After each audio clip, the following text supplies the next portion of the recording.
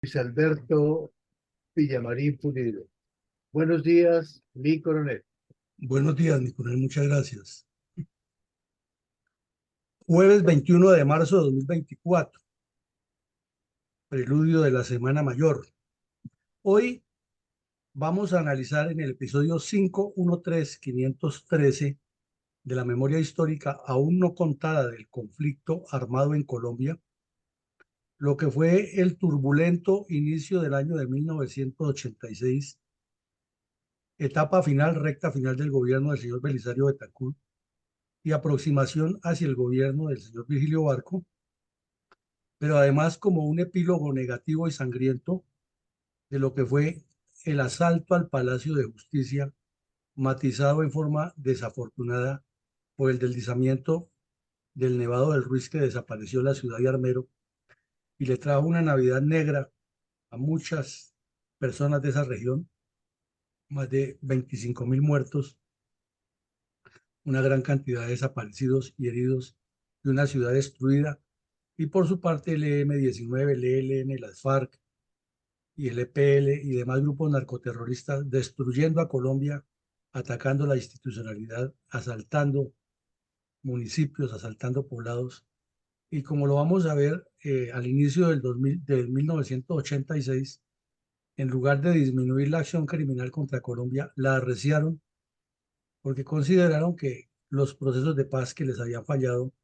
con el débil y laxo desgobierno del señor Belisario Betancur no les eran suficientes. Y por eso hubo una gran cantidad de combates, de acciones, de anuncios, de intimidaciones, y el país siguió en esa lógica de la ilógica que aún no hemos podido entender y que no sabemos todavía decantar el daño que el señor Belisario Betancur, con su debilidad de carácter y afán de ser Premio Nobel de Paz, le causó a Colombia. Y desde luego el daño que le causaron los terroristas desde la otra vertiente. Adelante, mi coronel. Mi coronel, ¿cuál es el cuadro sinóptico de la multiplicidad de acciones violentas por parte del narcoterrorismo comunista contra Colombia al iniciar el año de 1986? Pues como ha sido costumbre en Colombia después del inicio del llamado Frente Nacional, las campañas políticas electorales se convirtieron para muchos en un bálsamo de esperanza, pero para los políticos en una habilidosa época en la cual opacan la realidad del drama que padece Colombia por la violencia y sobreponen en la agenda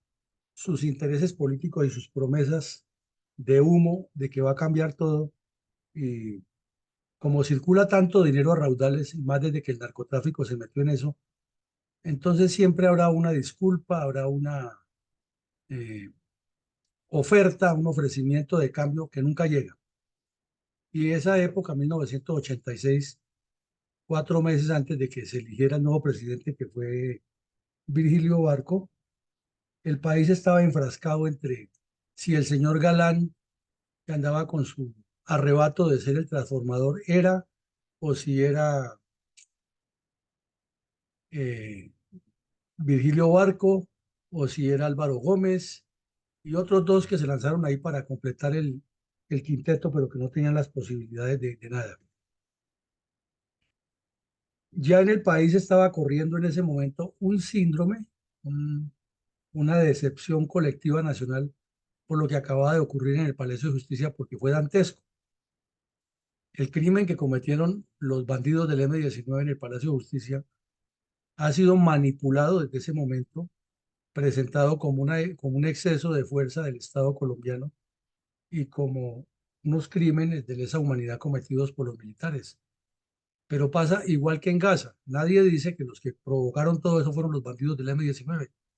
Al contrario, los tenemos de presidentes, senadores, ministros, negociadores de paz, pacifistas, internacionalistas, embajadores, analistas del conflicto. Hemos dicho, son la novena maravilla los bandidos del M-19. Eh, por su lado, las FARC eran el único grupo que le mantuvo la caña de las conversaciones al señor Belisario Betancur estaba organizando o estructurando dos grupos en forma paralela, la UP y la Coordinadora Guerrillera Simón Bolívar, con énfasis en su plan estratégico que lo han diseñado para tomarse el poder en Colombia con el nombre de Campaña Bolivariana para una Nueva Colombia. El EPL y el M-19, que habían hecho unos avances que según el señor Belisario Betancur eran significativos para la paz, tenían esa tregua que habían iniciado rota. Unos de esos bandidos habían caído, otros estaban en negociaciones y el M-19 también sensiblemente golpeado tanto militarmente como políticamente, seguía desatando actividades criminales en el Valle, el Quindío, Huila, Antioquia y Santander y obviamente Cundinamarca y las capitales principales del país. Esa espectacularidad de audacia les ayudaba a contrastar la imagen que tenían de terroristas, pero era que eran muy hábiles para ese manejo mediático. Entonces asaltaban emisoras, crearon su propia emisora, interceptaban la señal de televisión, autosecuestraban a periodistas ansiosos de darles publicidad, eh, se robaban a vehículos y a supermercados, y a almacenes de cadena, grandes cantidades de alimentos iban y los repartían en las zonas rurales, aparecían de sorpresa armados hasta los dientes en colegios de secundaria, reclutaban niños y los volvían terroristas desde pequeños, y todo era en un desorden total. Y el señor Belisario Betancur, después de lo que le pasó con el Palacio de Justicia, seguía insistiendo que eran unos muchachos que había que meterlos en rienda porque soñaba que le dieran un premio Nobel de Paz. Como siempre lo hemos reiterado, el único ganador de todo este entuerto era el Partido Comunista, que sí sabía lo que quería y lo estaba haciendo por medio de las FARC y utilizando la violencia de los otros grupos como una justificación para que una cantidad de idiotas útiles le ayudaran en la legitimación rápida de la elección popular de alcaldes, la legitimación de la UP y el cambio de constitución con la Asamblea Constituyente que pidieron en la séptima papeleta 2 años después unos jóvenes. Y esto nos indica que es que el gobierno de Belisario Betancur no ha sido analizado objetivamente. Antes, al contrario, como no hay textos de historia, no hay una orientación objetiva de la revisión de lo que nos pasa, lo siguen presentando como el soñador que intentó la paz, pero que la guerrilla no le cumplió y que la derecha también le saboteó su proyecto, cuando la realidad fue que fue una persona inepta, alejado de la realidad nacional, alejado de lo que estaba pasando, pero supremamente ansioso y desesperado de un premio Nobel. La muestra de que históricamente nuestros gobernantes han patinado o han navegado alrededor de su ego y no de las necesidades del país. Adelante, mi coronel.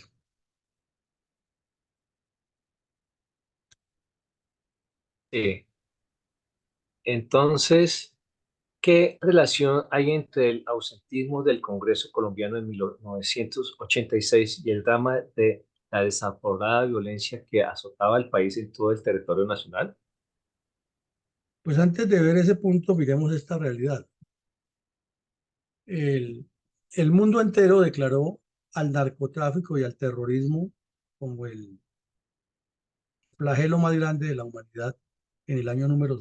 perdón, en el año 1985. Y señalaron que en Colombia, o los medios de comunicación señalaron la cantidad de secuestros que hubo entre julio y diciembre del año 1985. Y es una lista larga, por lo menos de los que los familiares o las autoridades pudieron hacer públicos. Pero resaltaron que el M-19 fue el que secuestró más personas y en particular pusieron de primer plano el asalto de del Palacio de Justicia y con el secuestro de los magistrados que culminó incluso en una gran masacre. Ahora, el día 7 de enero del año 1986, el periódico El Tiempo publicó ese título, que ausentismo se robó el show. Y es que hicieron un balance de la inasistencia de los señores del Congreso y resultó increíble. Primero, que fue el año de más baja asistencia de los congresistas eh, a debatir todos los temas de ley y todos los proyectos de ley y todas las acciones que les corresponde como representantes elegidos por el pueblo para debatir en el Parlamento el destino de Colombia. En segunda medida, presentaron los eternos problemas que ha tenido siempre el Congreso para la época electoral con el Consejo Nacional Electoral. Y como en ese tiempo estaba vigente la Constitución del 86, pues había algunos vacíos que nunca se resolvían, pero que siempre se llenaban con politiquería. Destaparon que estos delincuentes de cuello blanco elaboraban quórum artificiales para tomar decisiones. Gravísimo eso. Pero de remate hicieron la aclaración que con la gravedad que hubo en el Palacio de Justicia ni les importó, ni analizaron el tema, ni se manifestaron, y a los 15 días de que pasó lo del Palacio de Justicia ya estaban saliendo a vacaciones de no haber trabajado un año. Entonces vemos que es que la delincuencia de cuello blanco, la irresponsabilidad de estos sujetos ha sido eterna y han tomado el Congreso de la República es como una posibilidad de enriquecerse, de manejar sus intereses y de permitir y tolerar todo lo que pase con tal de que a ellos no los toque en apariencia. Entonces, este es otro punto que queremos resaltar hoy aquí en este episodio, porque el país desangrándose, el país asediado por la violencia, como lo estamos viendo, y los señores congresistas, en lugar de asumir su responsabilidad de legislar mejor y de buscar desarrollo y de supervisar que los recursos lleguen y supervisar la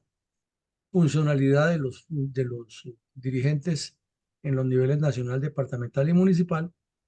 dedicados a politiquear, a hacer trampas para constituir los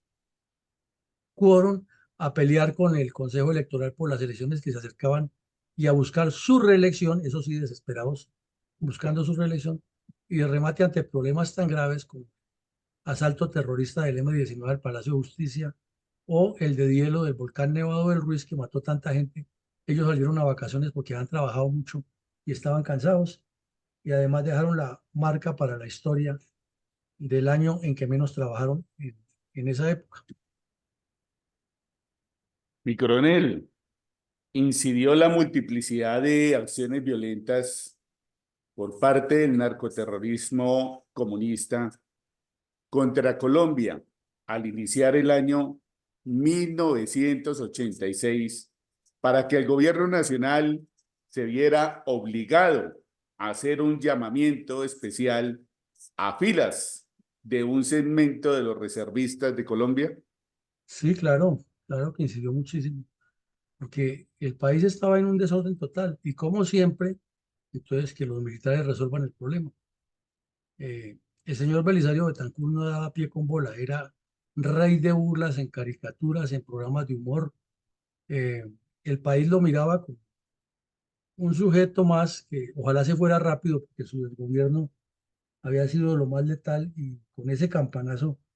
o ese puntillazo final que le pegó el M-19 destruyendo el Palacio de Justicia y la naturaleza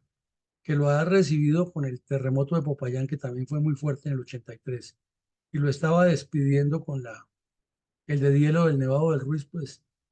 era un rey de burlas y es que el señor no daba la talla. Además, su equipo de trabajo tampoco era lo mejor. Por eso insistimos aquí que el señor Petro es lo peor que le ha pasado a Colombia. Su equipo de trabajo es desastroso, pero es que lo que lo ha antecedido tampoco es que sea la panacea. Entonces, inicialmente el ministro de Gobierno, Jaime Castro, que ha sido otro politiquero de esos excepcionales en Colombia y que siempre tapa sus ineptitudes aduciendo que él es un gran eh, constitucionalista y que conoce mucho del país y los medios de comunicación siempre le han dado la razón. Se nos olvidaba en ese momento que 12 años antes había sido el responsable de que el ELN se burlara de Colombia cuando López Miquelsen los concentró en o les dijo que se concentraran en el sur de Bolívar para desmovilizarse, y todo ese show lo montó el señor Jaime Castro. Y esta vez, después de que ha sido alcalde de Bogotá, entonces ahora era ministro de gobierno de Belisario Betancur. Y fue el primero en anunciar que el gobierno iba a llamar reservistas porque la situación electoral estaba pésima, pero no se mencionaba ni nadie mencionó ni a los partidos políticos ni al Congreso, que eran los verdaderos responsables de ese desorden, ya que las FARC habían crecido tanto que se han puesto a pelear con los narcotraficantes por el control de las zonas,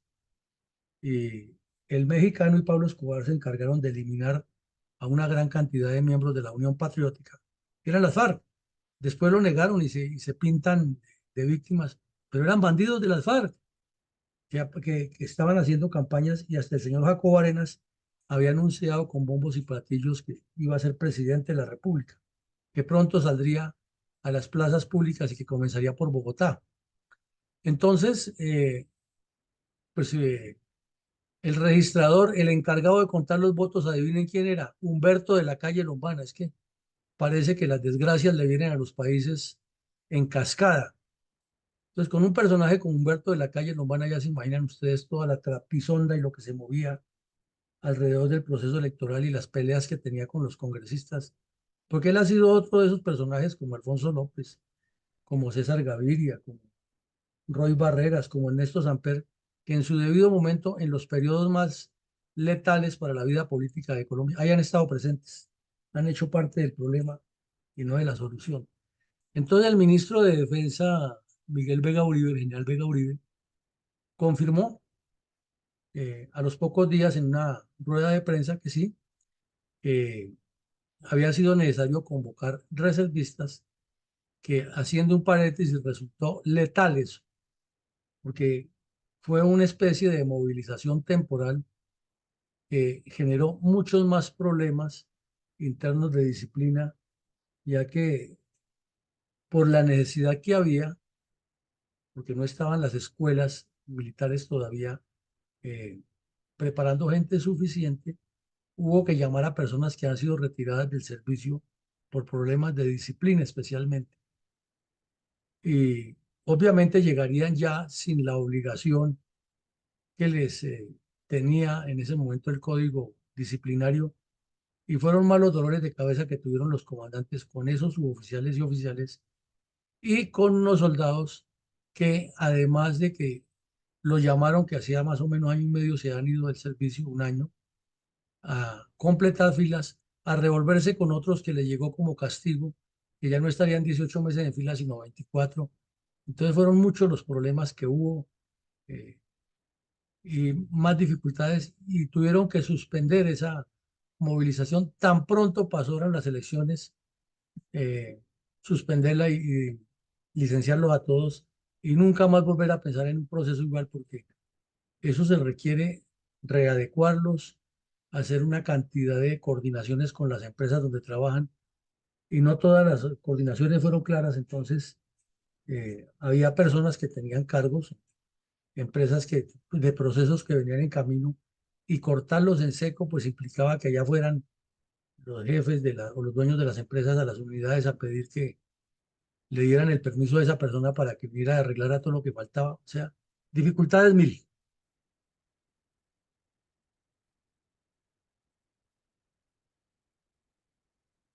Mi coronel, ¿cuál fue la atroz conducta del grupo narcoterrorista EPL en torno a los campamentos de damnificados por la tragedia de Armero construidos en el Tolima? Pues como decimos, las desgracias nunca vienen solas, ¿no? Esa pobre gente que quedó en la calle sin comida, sin nada, y que perdieron familiares, que no sabían de sus hijos, que no sabían de los niños, de los adultos mayores, etcétera, los concentraron en unos campamentos a los cuales llegaba la Cruz Roja y organismos internacionales a ayudarles. Pues estos bandidos del EPL, que acababan de romper la tregua con Belisario Betancur, no tuvieron el menor recato en infiltrarse en esos campamentos y comenzar a organizar disque células del EPL para avanzar en la revolución de la toma del poder. Entonces, cuando esto se destapó el 7 de enero del 86, pues el señor Belisario Betancur lo único que dijo era que no no tenía información, que él iba a averiguar, que iba a tomar medidas. Y por arte de magia, a los 2 o 3 días aparecieron unos supuestos jefes que nadie los había escogido, es que representantes de los damnificados, a decir que no, que eso era un rumor que había corrido, pero que no. Mentiras, ahí habían estado metidos los bandidos del EPL, pero como era fácil identificar quiénes eran los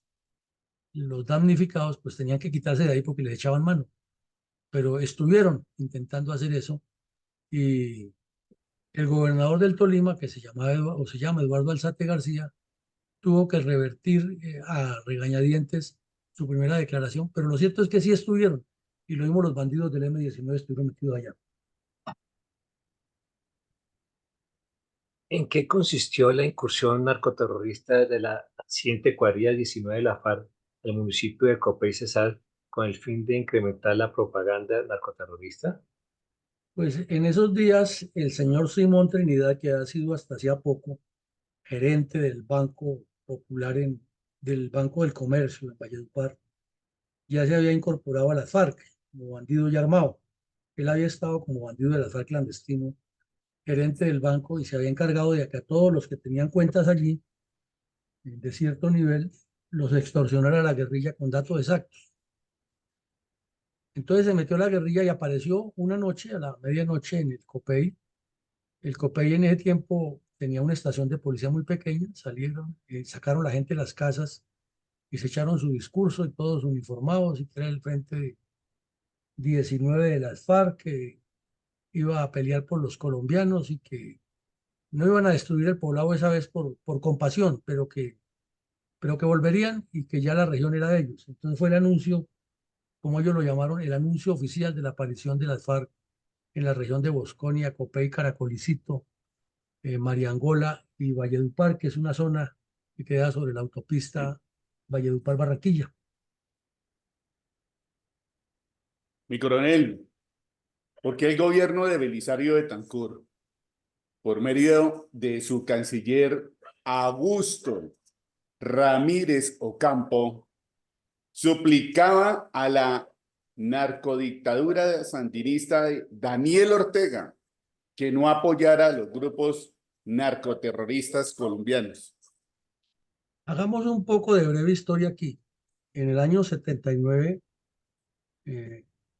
los terroristas del Frente Farabundo, del Frente Sandinista de Liberación Nacional, se tomaron el poder e instalaron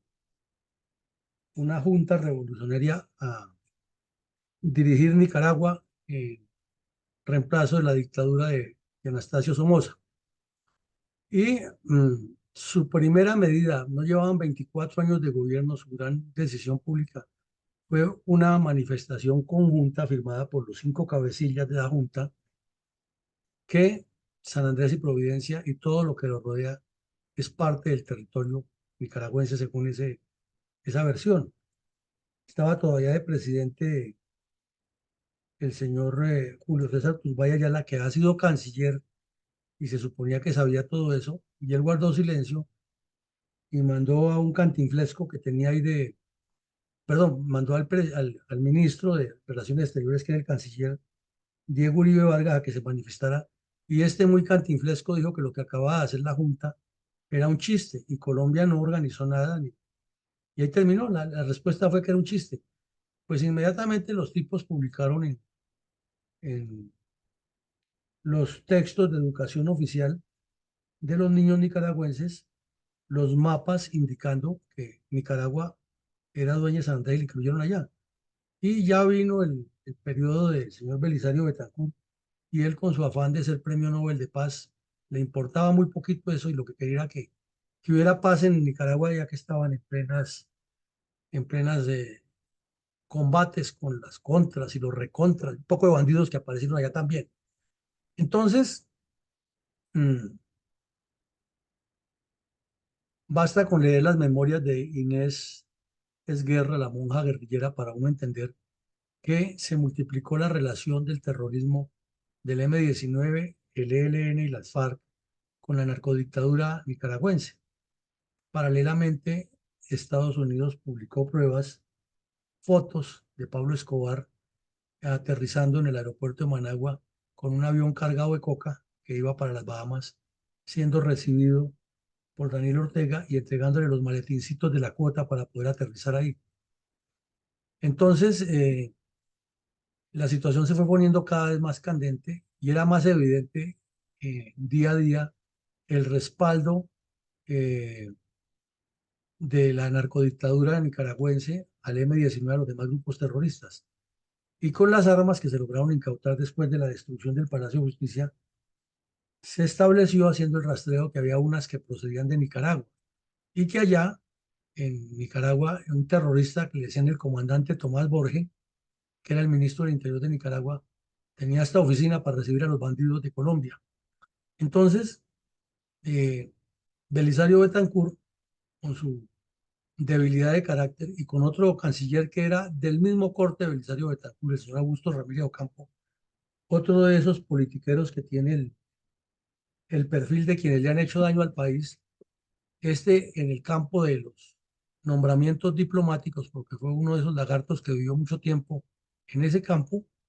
se manifestaron suplicándole a Nicaragua que no apoyara terroristas. En lugar de tomar las acciones internacionales, llevar los problemas a los organismos internacionales y romper relaciones con la narcodictadura, etc. Entonces, una solicitud de que por favor no le ayuden a los terroristas. O sea, que nuestros problemas no son de ahora, sino que han sido siempre similares. Mi coronel, a manera de ejemplo de la crítica situación de desorden público reinante en Colombia al iniciar 1986, vemos uno de los resúmenes judiciales publicados a diario por los diferentes medios de comunicación. Y miremos el resumen judicial del 10 de enero, que dice asesinado del funcionario de Indupalma y relatan cómo las FARC asesinaron en San Rafael, jurisdicción de Sabana Torres, a un funcionario de Indupalma, un exfuncionario, cómo cometieron otros crímenes y las declaraciones de los que tenían que reportar que eso ocurrió por presiones de las FARC porque querían dinero e imponer el terror allá. Luego, en ese mismo resumen judicial que publicaba en esa época el periódico El Tiempo, resaltan la cantidad de reclutamiento de menores que están haciendo las FARC en la zona con su metodología propagandística de que pertenezcan políticamente a la UP y también que se integren a las filas de las FARC. Y así una lista de problemas, un sindicalista detenido en Medellín por nexos con con las FARC, con el EPL, perdón. Otro caso de que Neiva, el M-19, que estaba hablando de paz y que decía que la culpa ha sido del gobierno y que lo que era buscar la solución al problema, secuestrando personas. En Risaralda, los bandidos del EPL asesinaron a un funcionario del F2 y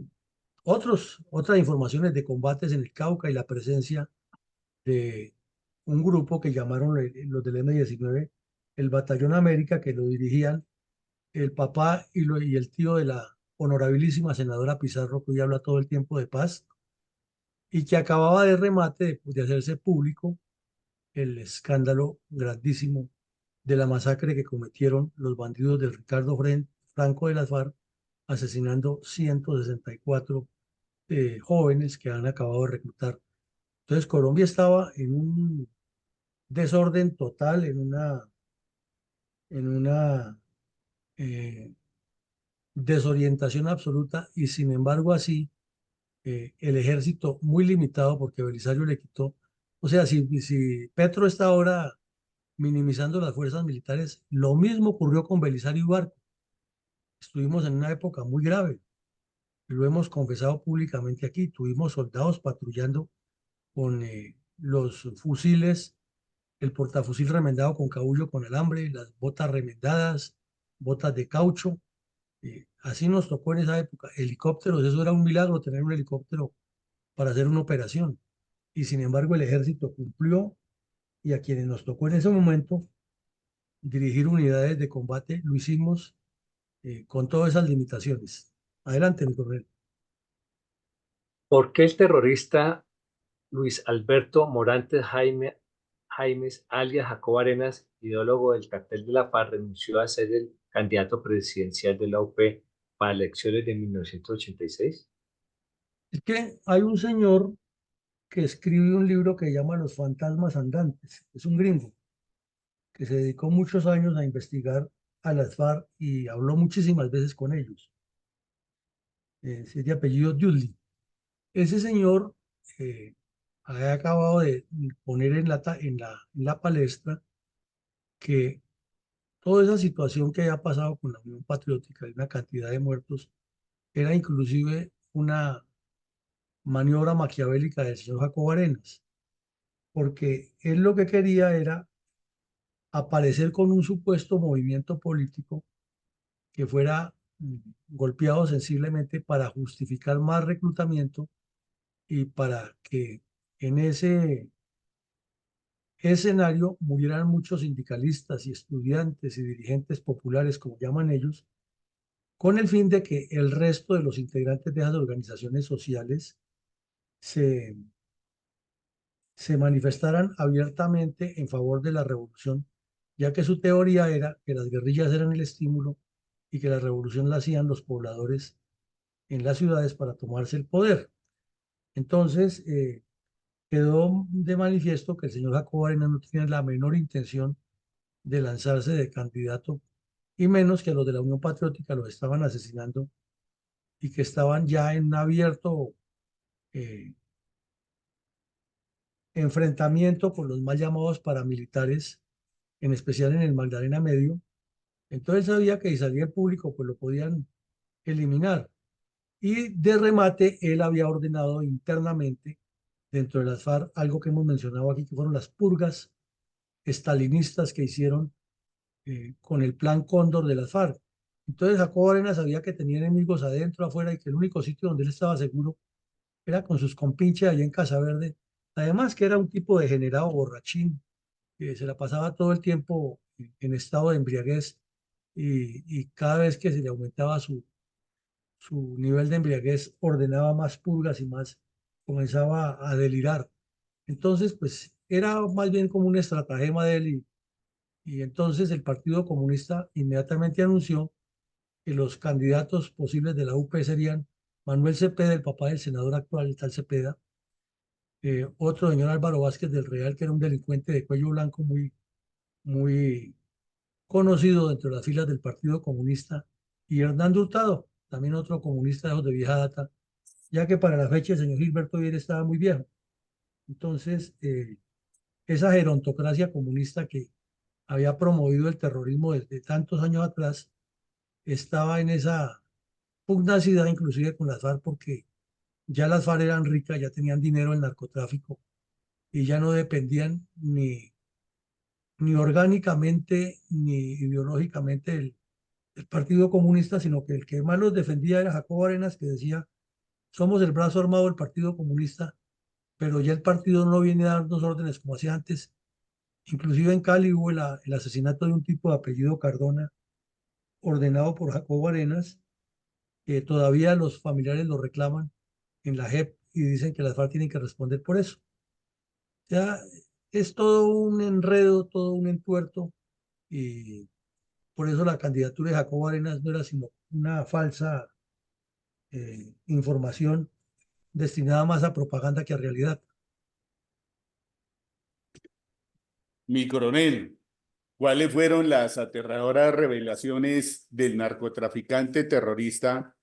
José Fedor Rey Álvarez, alias Javier Delgado, cabecilla principal de la cuadrilla Ricardo Franco, distanciada de los cabecillas del secretariado del grupo criminal? Pues resulta que el periodista Raúl Benoit, que era otro tipo bien difícil, parecía Juan Guillermo Ríos, apareció por allá en un campamento del grupo Ricardo Franco en el Cauca y entrevistó al tío de la ilustrísima senadora Pizarro y a este bandido que vemos en la foto, a José Javier Delgado, y ellos confesaron que llevaban ya casi 2 meses matando gente. Inclusive les mostraron unos niños de 14, 13 años amarrados con cadenas al cuello y listos para ser fusilados. Y permitieron inclusive que les filmaran las imágenes para publicarlas en el noticiero en el que trabajaba Raúl Benoit. Y uno de los niños, que tenía 14 años, decía que él era teniente coronel de inteligencia del ejército y que el B2 lo había infiltrado allá para asesinar al señor Delgado. Era tal la tortura que le habían hecho que la gente terminaba diciendo eso con la esperanza que no los mataran. Y este sujeto, el tal Delgado, confesó que él y el tal Pizarro, el hermano del tío de la señora Pizarro, la hoy honorable senadora defensora de derechos humanos, habían asesinado a garrotazos y a tiros a 158 personas. Ya el ejército persiguiéndolos había encontrado varias fosas, entonces comenzaba a corroborar.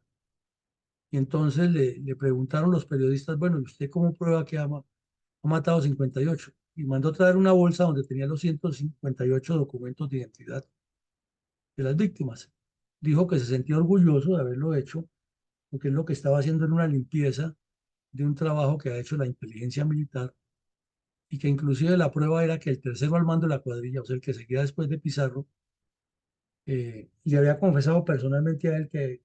estaba trabajando para el ejército. O sea, el tipo entró en una paranoia total,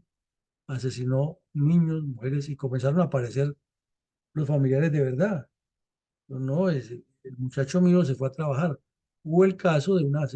uno que sobrevivió, que el ejército en la persecución no les permitió más asesinatos, que después contó que fue la propia mamá la que lo regaló para la guerrilla y que este lo iba a matar a garrotazos en la cabeza y ya lo tenía en la lista. Entonces, de remate, una de las preguntas que le hicieron, oiga, pero usted no cree que se excedió. Yo no me siento orgulloso. Es un orgullo haber asesinado a 158 infiltrados. Y eso es lo que nos ha dejado el comunismo en Colombia. Y como este decía que era una disidencia de las FARC, pues Jacobo Arena siempre decía que era el traidor de la revolución. Y con el Tornillo Lozada y Pablo Catatumbo acordaron en Casaverde asesinarlo. Esa fue la razón por la que él se les voló. Porque se había robado 6.000 millones de pesos de la época. Parte de ese dinero se lo había dado a Pizarro, al papá de la senadora, para que financiara el M-19 y por eso tenían un maridaje con el M-19 y habían participado, como hemos visto en otros episodios, en asaltos a municipios del Cauca. Años después este se vinculó al cártel de Cali y cayó preso, lo capturó el ejército en Cali y estaba en la cárcel de Palmira y allá lo mandó matar el Tornillo Lozada y hace poco confesó ante la JEP que sí que lo ha mandado matar y que ya estaba muerto y que bien muerto. Entonces es una historia de tragedia, como decíamos ayer, de no te lo puedo creer, de todos los crímenes que han pasado en Colombia, orquestados por los comunistas armados y desarmados. Y coronel, ¿cómo fue el abortado plan terrorista del M-19 contra la central de abastos de Bogotá? Pues estaba el país crispado por todo esto que pasaba, las noticias de los 158 asesinatos que después fueron 164, lo de la UP haciendo campaña por todo el país. Urabá era otra locura, al extremo que para esos días se decidió crear una jefatura militar allá como que sin nombrar a un general y darle unas atribuciones especiales se iba a resolver el problema de la violencia. Ellos estuvieron los generales Guzmán, Clavijo, Arias Cabrales y Hermófilo. Esos cuatro tuvieron el manejo de esa jefatura que eso no pudo, no tenía forma de funcionar porque no tenía dientes y además con la guerrilla disparada, pues eso era imposible tener una fortaleza suficiente. Pero además de eso, como si le faltara algo, eh, el F2 y el B2 en conjunto hicieron unos allanamientos en Corabastos, donde está la central mayorista de alimentos más grande de Colombia, y encontraron con la información que había unos documentos gravísimos que eh, indican que todo ese material incautado allí era para volar la plaza de Corabastos y causar un daño enorme a la economía. Y pues ahí sí, todo lo que muriera era parte del problema. Y además tenían primero que planeados desocupar la caja agraria que quedaba ahí enseguida, una oficina de la caja agraria, y otros planes de publicidad, porque era que el M-19 estaba luchando por el pueblo. La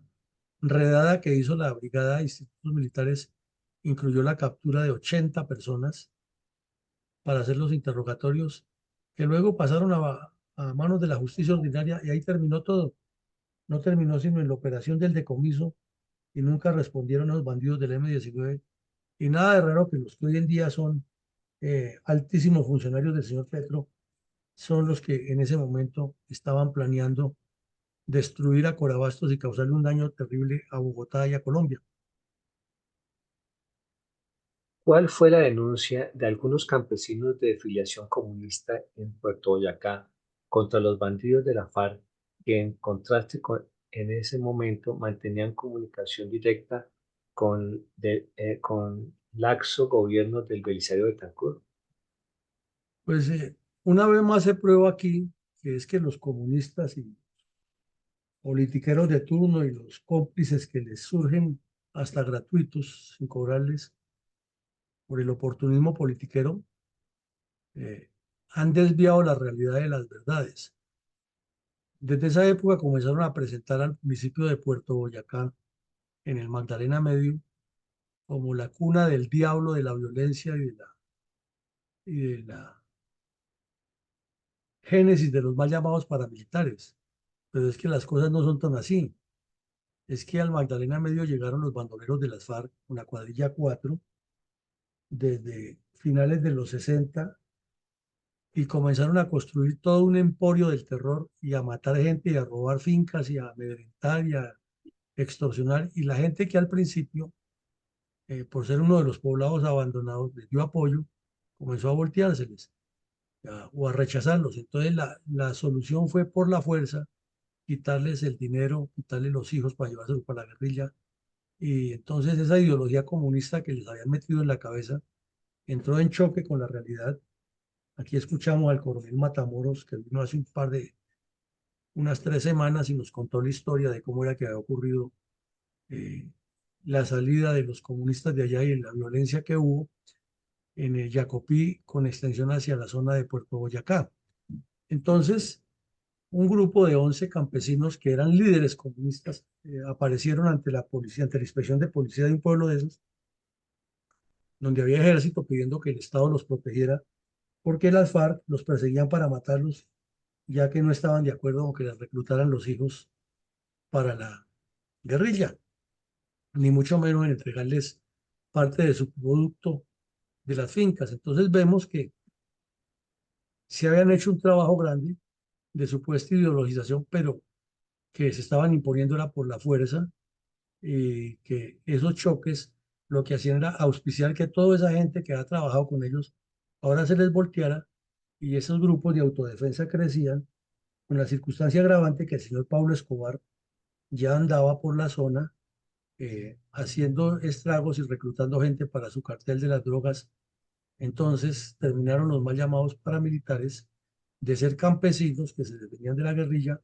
en bandidos armados y financiados por el narcotráfico. Y ahí sí el problema se multiplicó porque ellos querían ir a defenderse de la guerrilla.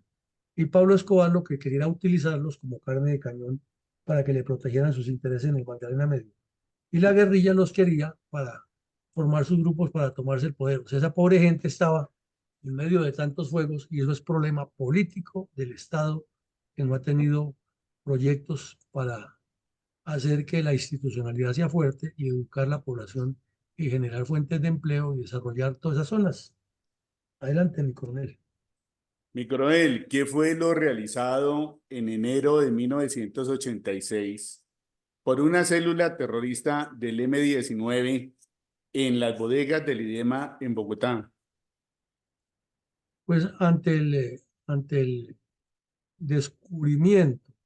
de semejante plan terrorista de destruir a Corabastos, entonces cambiaron de tercio y asaltaron las bodegas del IDEMA y se robaron una gran cantidad de mercados y comenzaron a repartirlos entre los pobladores de los barrios aledaños. La policía los persiguió, hubo tiroteos en las calles, no hubo muertos ni heridos, pero sí fue una situación muy grave. Sin embargo, ya al final de la operación alcanzaron a herir a un policía y una señora civil, pero no hubiera sido peor porque fue un tiroteo callejero como de película, de los policías persiguiendo a los bandidos y los bandidos atacando a la policía desde los vehículos donde llevaban los mercados que se han robado.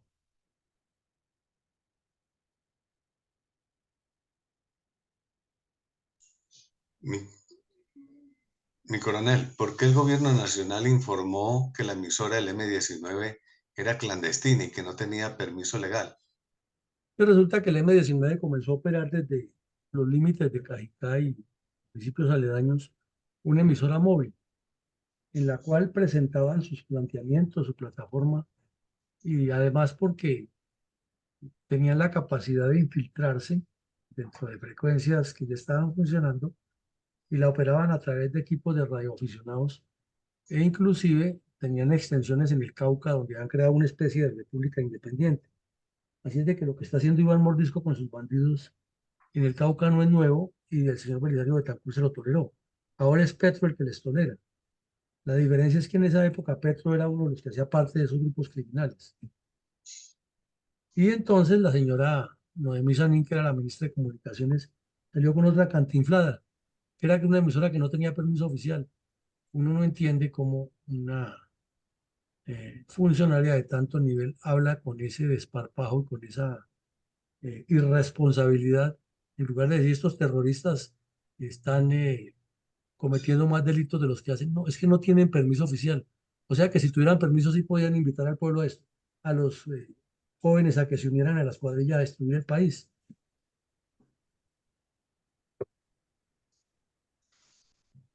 ¿Cómo sucedieron los violentos hechos de sangre publicados por el diario El Tiempo bajo el título 8 guerrilleros y 5 militares muertos en Bogotá, Cauca y Bolívar? Porque se presentaron varios enfrentamientos aquí en Bogotá. Uno de los más sonados fue que en el barrio Corito habían instalado una de las famosas comunidades de paz, así como las que tenía Navarro Wolf en Cali, habían montado otras aquí en Bogotá, en el barrio Corinto, y el objetivo era que toda esa gente se armara y se lanzara hacia la capital a tomarse el poder. Y entonces la policía entró allá por uno de los daños que han hecho y cayó un terrorista de 47 años de edad que ha sido en su juventud militante del Partido Comunista y ahora hacía parte del M-19, que era natural de Cararca, decimos, tiene 47 años, cayó ahí y cayeron otros, ¿no? Y en distintas regiones del país se presentaron una serie de enfrentamientos en Cibití, Bolívar, con el EPL y con el ELN, en el Cauca, el batallón Rifles, que estaba agregado a la tercera brigada, tuvo un combate también muy fuerte y murió un oficial y dos soldados. Y en Cali, en ese momento, eso era un hervidero de tropas, hasta la escuela de suboficiales que estaba en Melgar ya, la movieron hacia allá y tuvieron que ir a operar contra el M-19 en toda la región de La Buitrera y alrededores, porque era insostenible la presencia de los bandidos. Y el papá de la honorabilísima senadora Pizarro andaba con un grupo de 500 bandidos colombianos y extranjeros que integraban una cuadrilla delincuencial autodenominada el Batallón América. Además que eran osados y se metían a los cascos urbanos en manada y desafiaban el ejército y era el narcotráfico el que lo estaba financiando de esa manera tan fuerte para poder actuar y tener armamento, mucho fusil FAL traído desde Venezuela, granadas y terroristas internacionales de todos los países. Mañana veremos hasta el caso de una ecuatoriana que contó cómo la han reclutado con los hermanos y cómo han caído un poco de ecuatorianos completamente bisoños, murieron en combate. Entonces, la situación del país en ese momento se agravó más y el señor Belisario Betancur, que era el presidente, ni sumaba ni restaba, no daba pie con bola porque ya estaba en el ocaso de su mandato y los partidos políticos y el Congreso de la República dedicados a buscar la reelección en ese, que ya era inmediata, la campaña política, y el debate era qué dijo el señor Galán y qué dijo el señor Álvaro Gómez Hurtado, o qué dijo Hernando Durán Duzán, o qué dijo Virgilio Barco,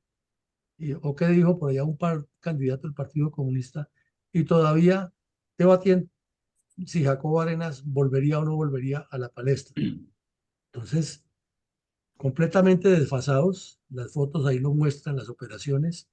la zona muy deprimida en Bogotá, donde ocurrió el mayor combate y murieron varios bandidos del M-19 y resultó herido un oficial de la policía. Y en Yondó, Antioquia, también otro combate. Entonces era por todo el país y no había forma de presentar una imagen mejor de Colombia ni una actitud más proactiva de las tropas porque no había claridad de parte del gobierno, como no la ha habido ahora, ni definitivamente nunca. En ninguno de los gobiernos, desde que inició el Frente Nacional, ha habido una claridad puntual y precisa del empleo de la fuerza militar y del concepto de la seguridad integral.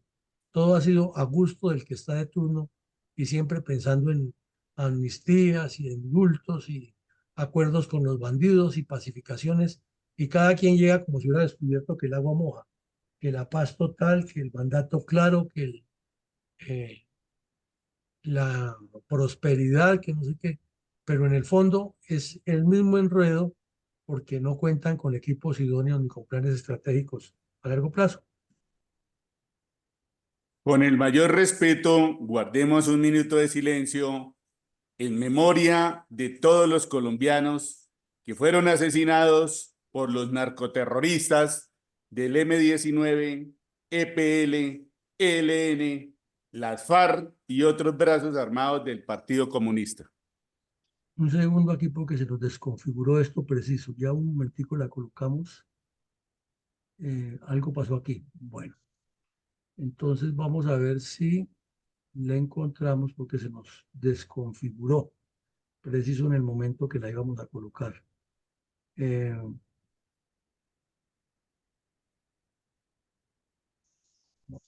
Si aquí está, ya lo localizamos. Problemas de la tecnología.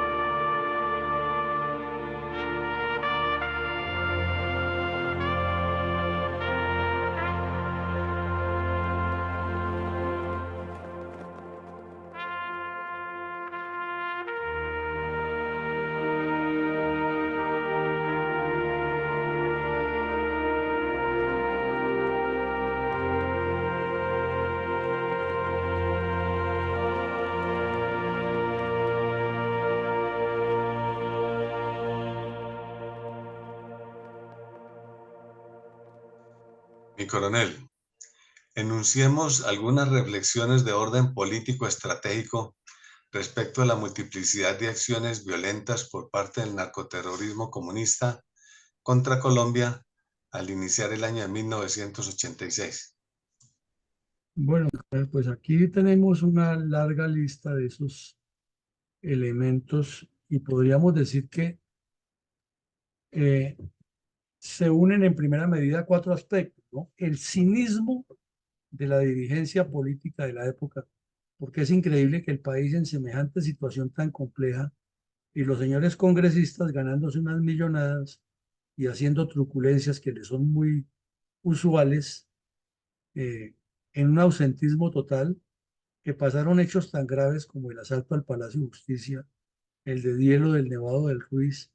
y luego este inicio tan violento del 86, y ellos en campaña política y hasta en vacaciones, porque era que han trabajado muy duro, además de haber tenido el año más bajo de asistencia al Congreso de la República. La impotencia que tuvieron las fuerzas militares amordazadas políticamente y limitadas logísticamente por el señor Belisario Betancur, que infortunadamente se prolongó durante el gobierno Barco y el gobierno Gaviria, pues indican que no había concepto de la defensa nacional y que estos personajes lo que hicieron fue aumentar progresivamente el deterioro institucional hasta facilitar el crecimiento de las FARC. Y con la circunstancia agravante que el narcotráfico hizo tabla rasa en cabeza del señor Pablo Escobar y creció de manera exponencial, controlando gran parte de la vida del país. Se metieron en el fútbol, hasta el campeonato de fútbol tocó suspenderlo, los reinados eran financiados por ellos, la propiedad privada, la raíz, algo que todavía continúa, ¿no es cierto? Las presentaciones artísticas, no hubo un artista famoso de esa época que hubiera sido contratado por ellos, aumentaron el costo de muchos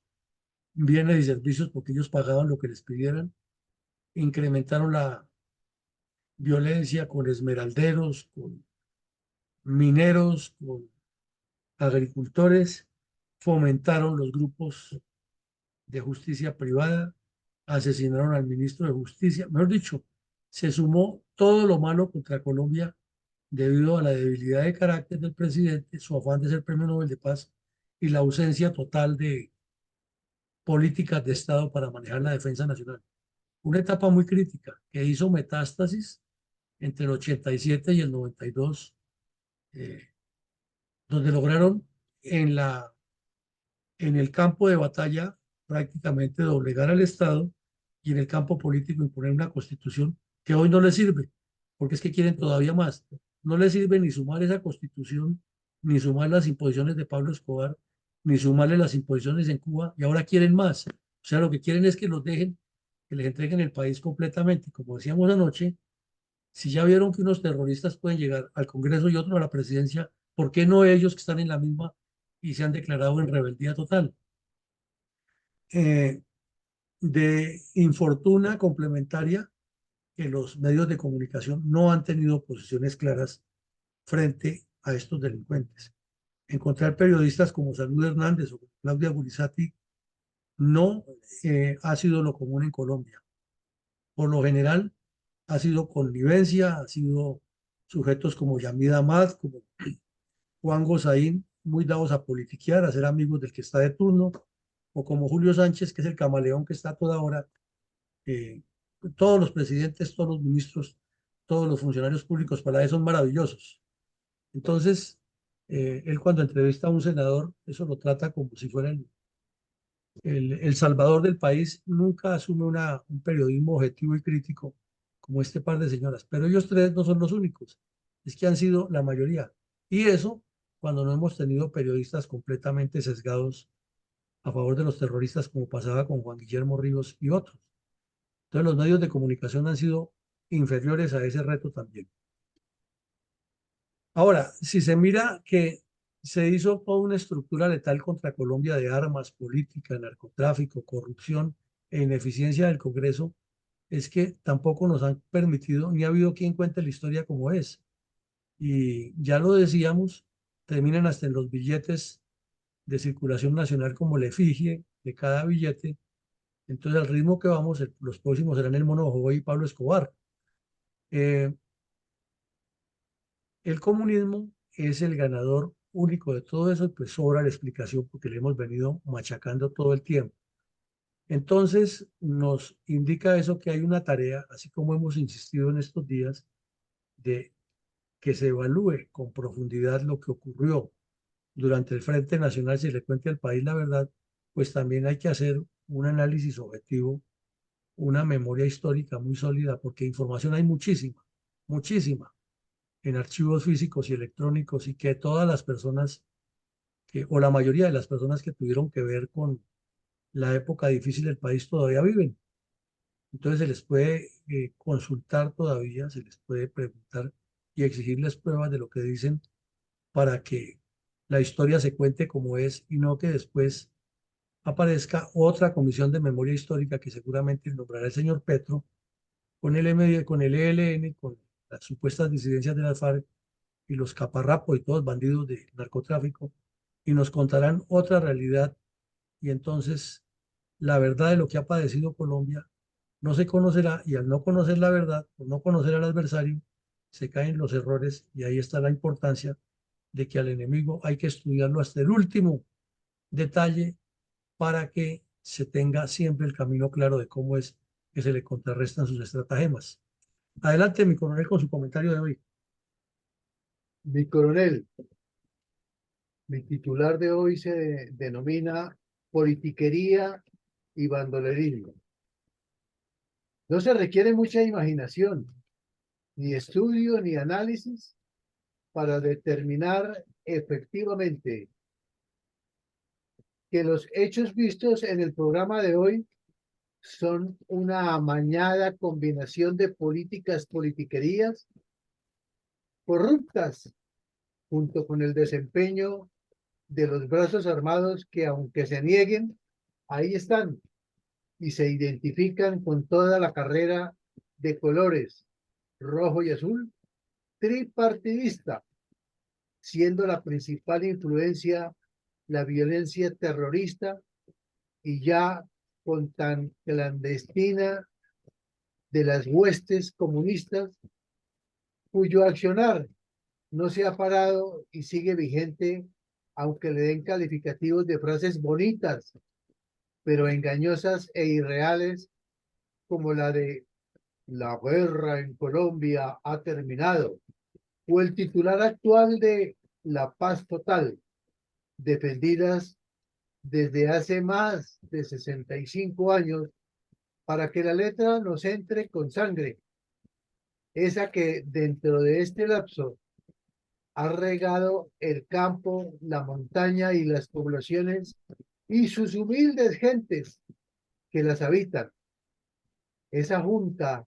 de políticos, politiqueros y bandoleros es la que no nos deja vivir, pues estos últimos han sabido aprovechar el rabo de paja de los primeros, y el que no se vende o compromete paga con la vida, y así el accionar sigue vigente. Todo esto no es más que el fiel cumplimiento de sus planes estratégicos, y en especial el emanado del plan del comunismo, Partido Comunista Colombiano, nacional e internacional, sin respetar pinta, embarazadas, menores de edad, damnificados, pobres, humildes campesinos y colonos, etcétera, etcétera, etcétera. Si esta crisis continúa, llegaremos a ver cómo se acaba nuestro hermoso país. Ya sabemos que los acuerdos y conversaciones no se cumplen y que el gobierno, a través del pago de nuestros impuestos, se sigue dando la pela para generar recursos